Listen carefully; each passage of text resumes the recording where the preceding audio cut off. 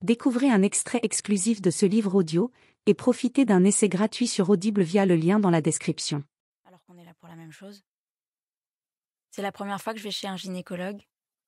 Ma mère m'a toujours dit qu'elle me prendrait rendez-vous le jour où j'en ressentirais le besoin, qu'il n'y avait aucune obligation. C'est la première fois que je lui cache un truc. Une dame appelle mon nom. Sur sa blouse, il y a un badge, Dr Amina Hassan. T'es déjà venue au planning familial ? Je secoue la tête. Tu as quel âge, Lou ? 16 ans. Elle a l'air plus sympa que celle de l'accueil. Elle a plein de bracelets. Ses mouvements font de la musique. Elle me demande pourquoi je suis là. Je voudrais prendre la pilule. Tu as des rapports ? Des rapports ? Des rapports sexuels ? Ah. Ouais. Elle comprend ma réponse alors que même moi je l'entends pas sortir de ma bouche. Depuis longtemps ? De 2 mois et 1 semaine. C'est ton premier petit copain ? J'en ai eu un autre avant, mais c'était pas pareil. Juste des bisous. J'étais pas amoureuse. C'est la première fois que je ressens ça. Je pense tout le temps à lui. Tout le temps. En cours d'histoire, j'ai écrit son prénom à la chaîne pendant 1 heure. Hugo, Hugo, Hugo, Hugo. Ça a noirci plusieurs pages. On habite le même immeuble, mais pas la même entrée. Il doit sonner à l'interphone pour venir me voir. Le mercredi après-midi, l'unique jour où je suis seule à la maison. Maman et Seb travaillent et Tom est au centre aéré. On est obligé de se cacher, tout ça parce qu'il a 21 ans. J'ai même dû étouffer la joie dans mon ventre la première fois qu'il m'a parlé. C'était un jeudi soir, le 23 mars. Je promenais Aria sur le parking. Je savais qu'il était là, il était rentré depuis quelques jours. Il reste toujours plusieurs semaines chez ses parents quand il revient de mission. Il est militaire. C'est Thierry, le voisin du dessus, qui me l'a dit. Quand j'ai vu sa voiture dans l'allée, j'ai senti mon cœur s'emballer. J'ai envoyé un message à Melra. Il est là. Fais ce qu'on a prévu. J'ai attendu qu'il descende et je me suis laissée tomber par terre. C'était pas difficile, toutes mes forces avaient fui. Aria s'est jetée sur moi et m'a léché la tronche. Ma mère a crié depuis la fenêtre. « Lou, ça va ?» Il a regardé ma mère, puis moi. Elle a continué à me foutre la honte. « T'as mal quelque part ? Tu peux bouger ?»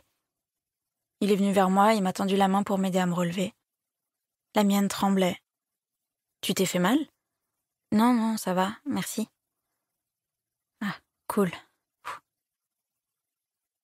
Il a lâché ma main et il est parti vers son entrée. Ma mère s'est matérialisée devant moi. « Tout va bien, Lou ? Qu'est-ce qui s'est passé ?» J'ai juste souri.